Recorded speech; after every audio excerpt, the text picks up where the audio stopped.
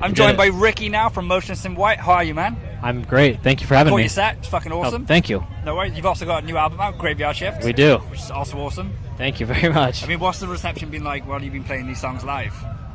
You know, it's actually funny because the reception to the songs from Graveyard Shift have been as good, if not better, than any other songs we play. I think it might be because of the weight of the album. I hope so. I mean, it seems like it's going over really well, and we all are very, very happy and proud, and you know, things are going great. So yeah, definitely. I mean, how do the UK fans differ from the American? Because it's mainly the Warped Tour crowd, kind of metal-y kind of. Yeah. I was just telling someone else that the UK fans are always way more over the top than the US fans, and yeah, of course, and I feel like that's partially because we don't come here as often, so when we do, it's like their time to let loose, you know. Yeah. Whereas the States, people can just go, oh, we'll just catch in a show another time because I'll be back in a couple months, you know. Yeah. So I think that's what makes it special being here. Well, it's a good thing because you've also announced a UK tour. Yes, we did. For December? January. Yep. It's like a week to 2 weeks? Something? I think it's 10 shows. Yeah. So we'll be here for probably 2 weeks, maybe. I'm looking forward to that. Yeah. So my favourite two tracks from the album, which is they're quite different, is probably Untouchable and Queen of Queens. Okay. Can you tell me a bit more about those songs and how they came about? Untouchable was written more. Let me see. How do I say this?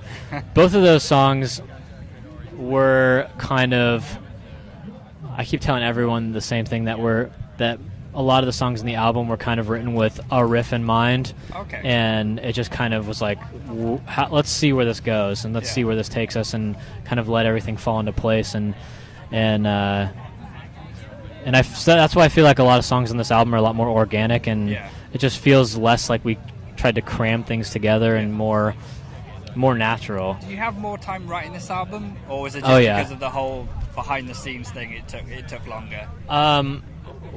We started writing the album in December of 2015. Oh, okay. And I think maybe I'm getting my timetables mixed up here. I know that we were working on the album for about a year before we recorded anything, and usually we go into the studio with the album done or close to done, and because I know a lot of bands will go into the studio and write the album in the studio, and we don't like to do that. Do you do writing on the road in between like gigs? Yeah, we do that typically when it comes closer to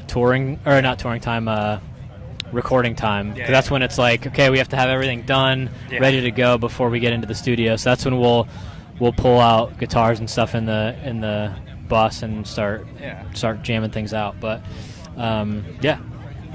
Well, I think it's great. I think it's really different to Creatures. And my mind's gone blank now because I've been asking questions all day.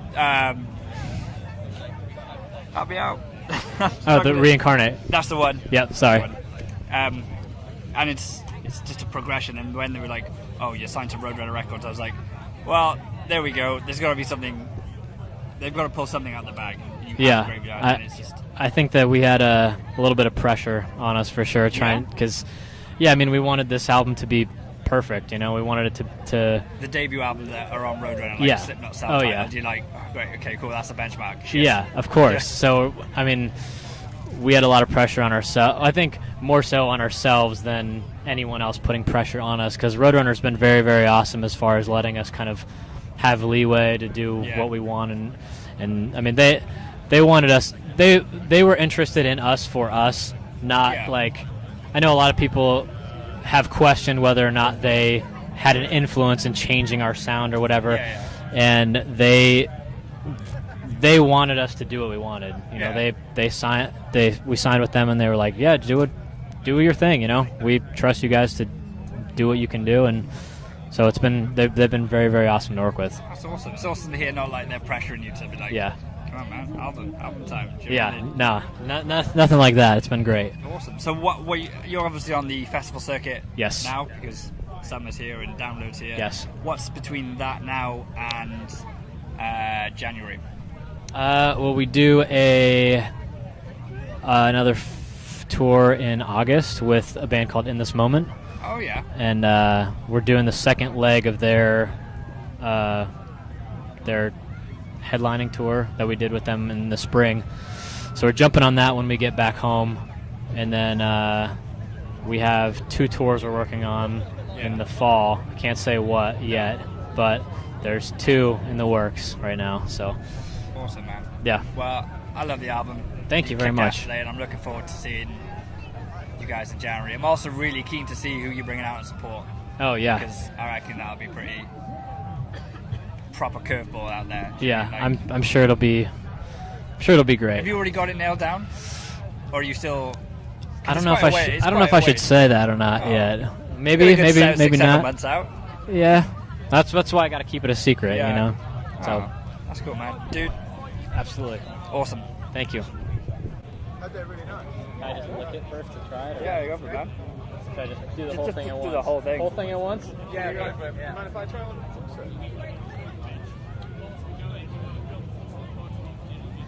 Free shower. One guy's already cried, so as long as you don't cry, you're better than him. Free shower.